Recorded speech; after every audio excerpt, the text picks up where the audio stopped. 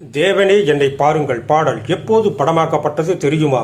1972ஆம் ஆண்டு ஜனவரி மாதம் 19ஆம் தேதி புதன்கிழமை வசந்த மாளிகை படத்திற்கு பூஜை போடப்பட்டு அன்றே படப்பிடிப்பும் துவங்கியது.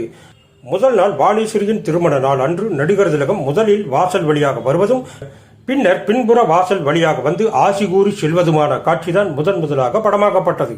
அன்று முதல் தொடர்ந்து ஒரு வார காலத்துக்கு முதல் ஷெட்யூல் நடைபெற்றது.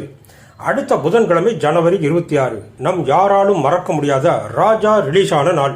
விமானப்படை அதிகாரிகளின் குடும்ப நல நிதிக்காக சென்னை தேவி பார்ட்டஸ் அரங்கில் காலையில் நடைபெற்ற சிறப்பு காட்சியில் நடிகர் திலகமும் ஏனைய கலைஞர்களும் கலந்து கொண்டார்கள்.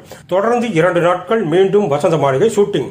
28ஆம் தேதி வெள்ளிக்கிழமை இரவு நடிகர் திலகம் கொடைக்கானல் புறப்பட்டார்.